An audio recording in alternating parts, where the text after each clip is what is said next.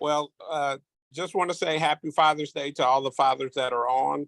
And it is my pleasure to introduce my dear friend, sister, best friend of 37 plus going on years, Miss Harriet Sherald. There's not enough words and love and caring that I can say about this woman. I can only tell this short, brief story that I met her when I was in ninth grade. We just moved back to Columbus, Georgia, at school at Hardaway, and she was the first face that I saw that introduced herself and helped me assimilate back to Georgia. And ever since then, it's been a long life friend that has been in a family, welcoming to her family, welcoming to her life. And it has been such an honor and a pleasure. I introduce you, Harriet Sherald.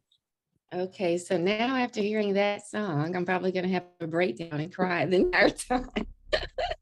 But what when I was thinking about what I wanted to say today, there was one thing that hit me first that I felt that I had to speak of first, and that is that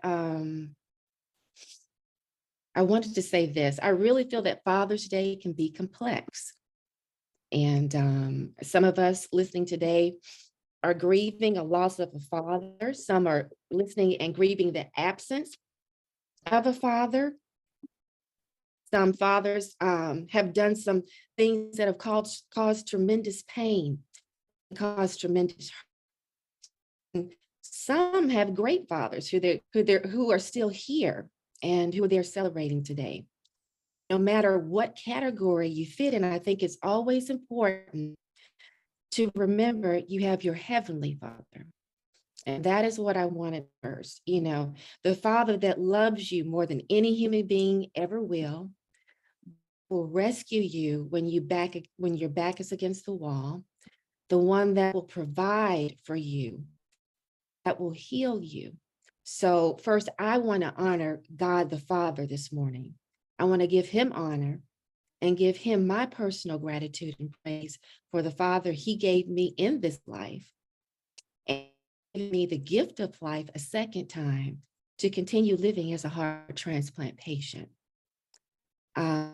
So my father was a kind, gentle, compassionate man. He was full of wisdom and always had time to listen and to help not just his family, but his community as well. And he was born in what they call the bottoms in Columbus, Georgia. And he didn't have much. But I remember him telling me, that he would sometimes go to church barefoot. A lot of people during those times, they just didn't have, what they needed, and it was hard times. But he still found a way, to achieve his dreams.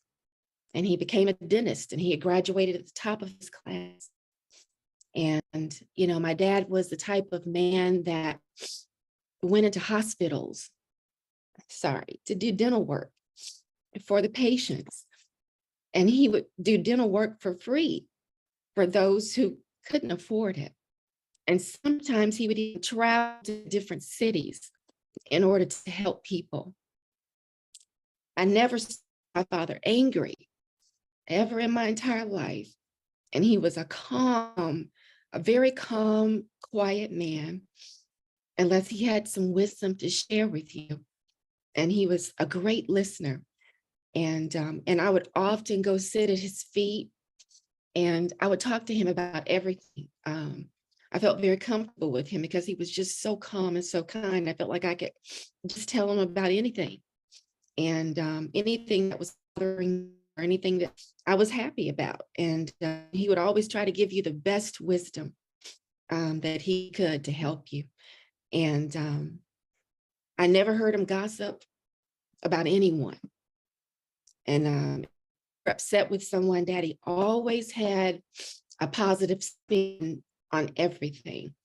And he would talk to the youth in our community. And I remember a lot of the young men would come to the house and sit with him and talk. And sometimes they would come to his office, some of the patients, and some they just sit there, and they would stand there in the lobby, and they would talk to my dad, and he gave them advice, and they enjoyed talking to my father, and they appreciated what he said to them. And my DJ, who I've been friends with since the beginning of high school, described being in his presence as calming, and like all his troubles just melted away. My father had such a peaceful spirit, and everyone uh, and all felt the same way.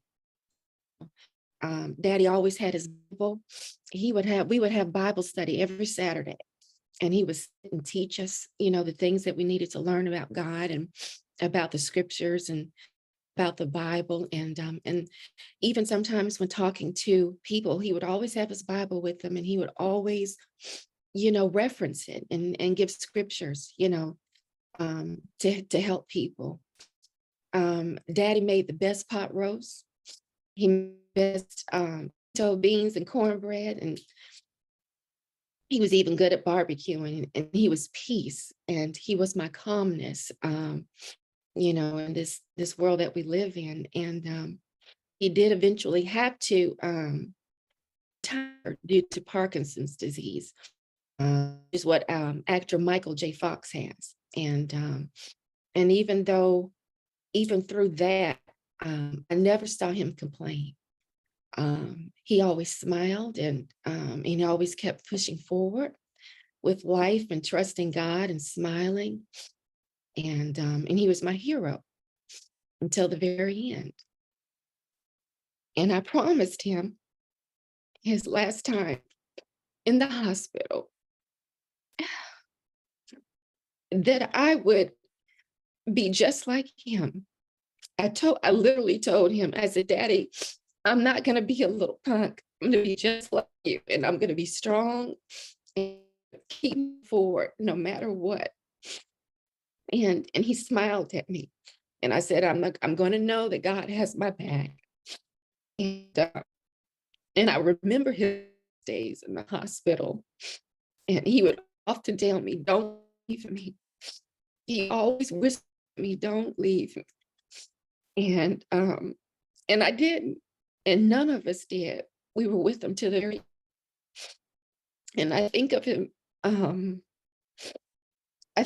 every day, and I have so many memories, and it's kind of hard to fit everything, into this, but like I said, he was my peace, and he was my hero. And so may you rest in peace, Daddy, and happy Father's Day today and always. Happy Father's Day to everyone listening today on Zoom and in person, and to those that will listen later. God bless all the fathers today, and happy Father's Day to each of you, and may he bless and protect you. Thank you.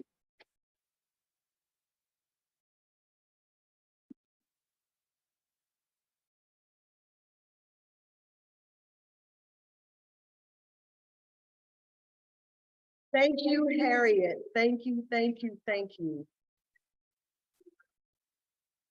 The beauty of hearing her words, honoring her father. What I will do is say, if there's anyone who wants to I always say, give a favorite quote from your father, just like we did with our mothers. My grandfather would always say, you don't have any friends. Friends will get you killed. That was his saying. He would be like, your friend is God.